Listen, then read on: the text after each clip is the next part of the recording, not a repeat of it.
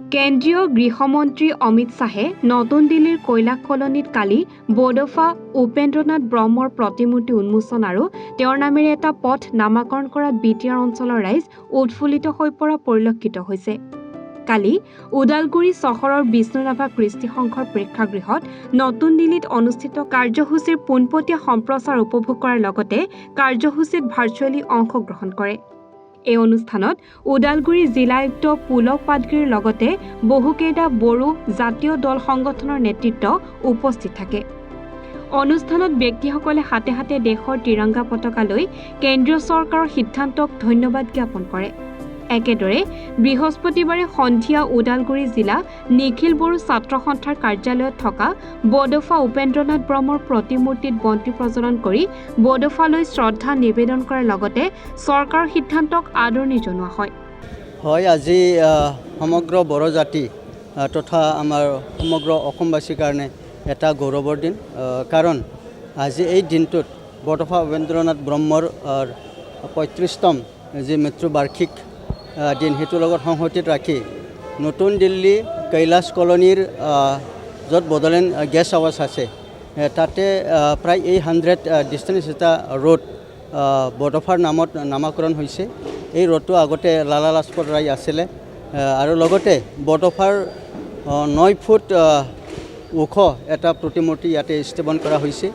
আৰু এই কামটো এইমাত্ৰ নতুন দিল্লীত আমাৰ উপস্থিত থাকি ভাৰতৰ গৃহমন্ত্ৰী অমিত শ্বাহ, অসমৰ মুখ্যমন্ত্ৰী doctor Himanta Biswa Sarma, BTR chief Pramod Bodo, লগতে আমাৰ ৰাজ্যসভা MP ৰংগেৰা নাৰ্জাৰী, লোকসভা MP জয়ন্ত বসুমতাৰী আৰু দিল্লী CM ৰেখা গুপ্তা আৰু দিল্লীৰ মেয়ৰ ইকবাল সিং আৰু লগতে আপচু সভাপতি দীপেন্দ্ৰ বড়ো আৰু লগতে বড়ো সাহিত্য সভা সভাপতি সুৰত নাৰ্জাৰী, নীলকান্ত গোৱাৰী জেনেৰেল ছেক্ৰেটাৰী, সকলো বড়ো জাতিৰ নেতৃত্ব আৰু লগতে আমাৰ বিটিআৰ MCLA আৰু সন্মানীয় আমাৰ কেবিনেট মিনিষ্টাৰ আমাৰ UG ব্ৰহ্ম, তেখেতসকলে আমি স্ক্ৰীণত চালোঁ।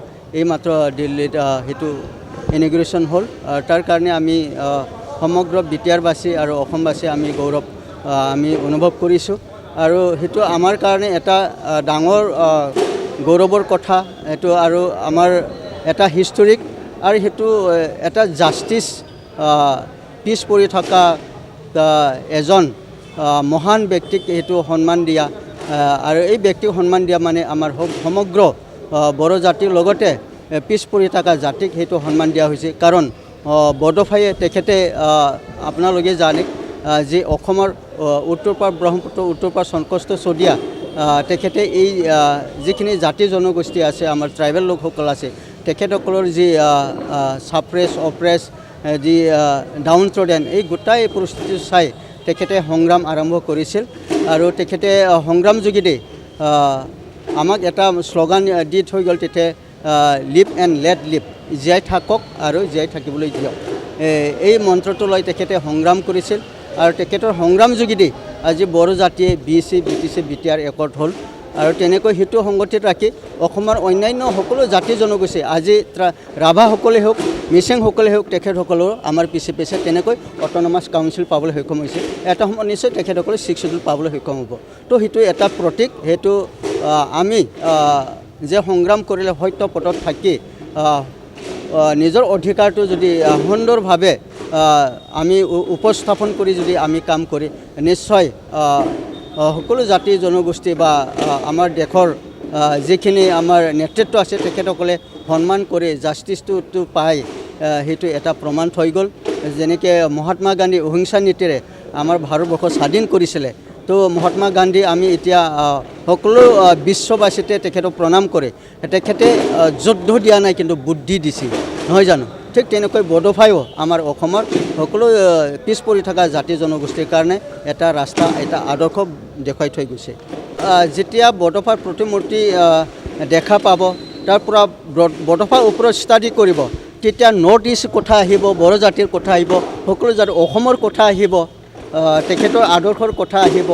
আৰু লগতে আমি ইয়াতে আশা কৰোঁ নট অনলি বডফা, অসমৰ তেনেকৈ আমাৰ তেনেকৈ আৰু বহুত তেনেকৈ সন্মানীয় ব্যক্তি আছে, তেখেতসকলে তেনেকৈ স্থান পাক। আৰু তাতে মই ভাবোঁ তাতে যাতে মিউজিয়াম হয়, বড়ো জাতিৰ কাৰণে আৰু তাতে ইম্পৰিয়াম এটা হয় য'ত আমাৰ সমগ্ৰ বড়ো জাতিৰ আৰণাই দখনা আমাৰ খাম চিফুং বিভিন্ন আমাৰ যি জাতি জনগোষ্ঠীৰ যিখিনি ইনষ্ট্ৰুমেণ্ট আছে যি মেটেৰিয়েল সামগ্ৰিক আছে সেইখিনি তাতে আমি যাতে পাবলৈ এভেইলেবল হয় আৰু সেইটোৰ পৰাই আমাৰ বিশ্বত যাতে আমি বিলাব পাৰোঁ। ওদালগুৰিৰ পৰা মণ্টু কলিতাৰ ৰিপৰ্ট, এনি ভাৰত 24।